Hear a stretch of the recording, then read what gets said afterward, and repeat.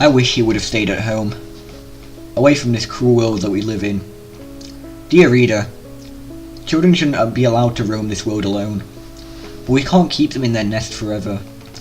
My son left his room one night to the enchanted chirping outside his window, and I knew what it was, but only from my years of studying this creature.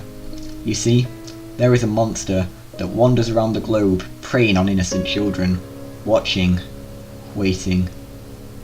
I remember it fondly. It was September 15th, 1983. That was the year my wife and I escaped the busy world of New York to live our lives in the country, North Dakota. We lived happily there for several years, until I discovered my one true love, studying the seed eater.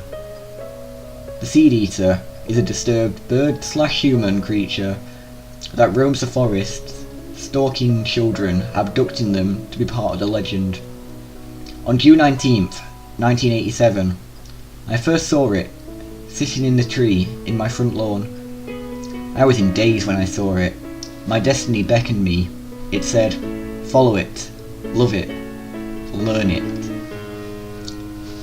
Around the same time, 2 weeks later, I woke to a strange tapping noise on my front window. I knew it was him. I ran out the house to see it sitting there in the tree, just staring into my eyes. I was about to cry from the majesty of it.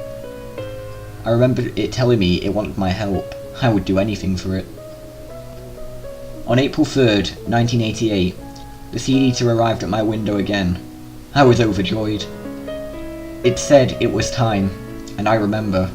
You see, the seed eater devours children to keep itself alive, indulging in their youth forever. I remember the little boy. Oh, what was his name? Oh well, it doesn't matter. I remember going to his house and simply knocking on the door at 4:29 AM, but nobody would answer. I saw the bay window. It was the boy's room. I went to tell the seed eater. Let's just call him SE from now on. He told me how to get his attention the next day. A couple of weeks went by, and the stench of flesh was getting disgusting. Where was SE? The parents of the boy put up posters last week. I wonder why they didn't worry for the first 2 weeks. Oh well, I'm not concerned. On May 18th, 1988, the boy was nothing but bloated, rotting flesh, and SE was nowhere to be found. I guess my services weren't needed. May 15th, 88, he came, he took the body and requested another.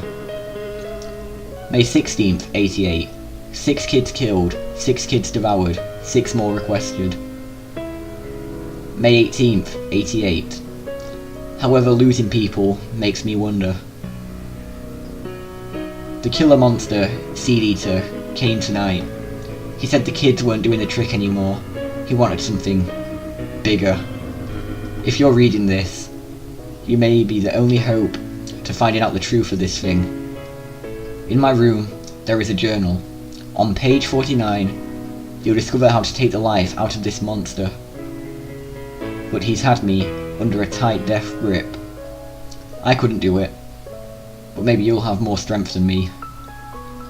Goodbye, everybody. I hope being eaten is what I brought on myself.